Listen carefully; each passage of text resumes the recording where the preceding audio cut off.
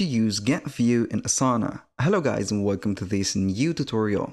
In today's video, I'm going to show you how simple and easy it is to use the Gantt View on your Asana boards. So the project or the process is going to be very simple.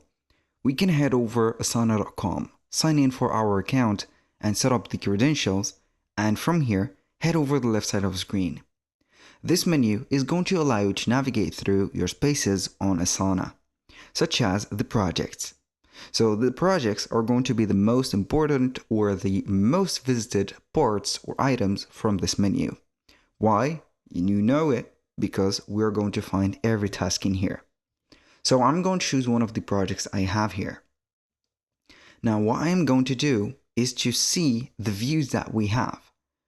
Normally the views are going to be situated under the name of the project. As you can see here, we have the same name. We're under it exactly, it is going to show you the views. In here, I do not see the Gantt view, so we're going to add a new tab. On the new tab, we're going to find the popular views. Use the Gantt.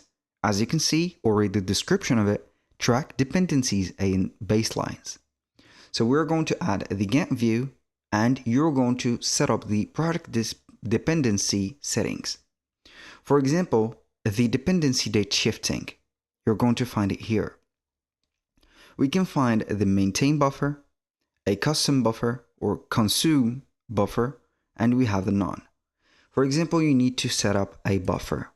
Each one of the buffers are going to have some specific settings.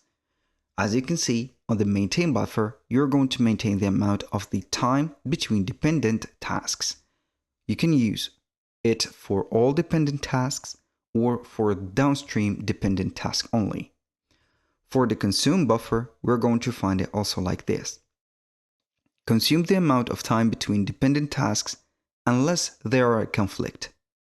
For the none, also it is going to be ignoring the amount of time between dependent tasks even if there are a conflict.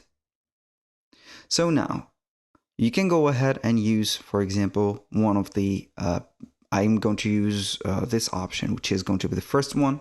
Click on Save Changes, and it is going to show you here the dependencies.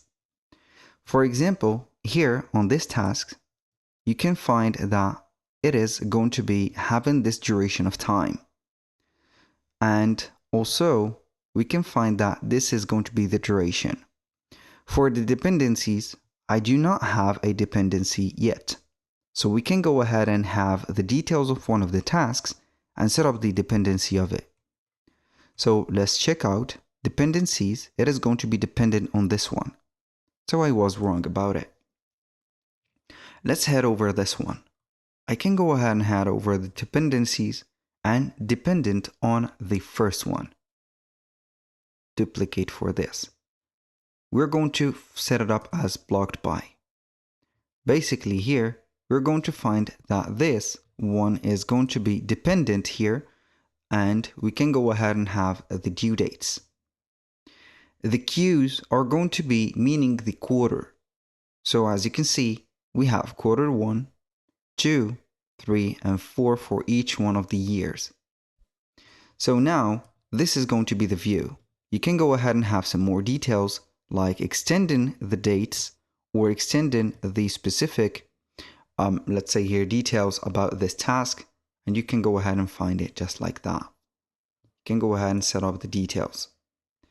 And for these, you can go ahead and find that we can add whatever that we want, like these fields, and they are going to be dependencies just like that. So, as you can see, I have created a dependency from this one to that one. If I click to the draft info, we're going to find it here. So, we have the dependency to this. So I'm going to take a look. Here we have it, the duplicate of SBT. And normally it is going to be the case.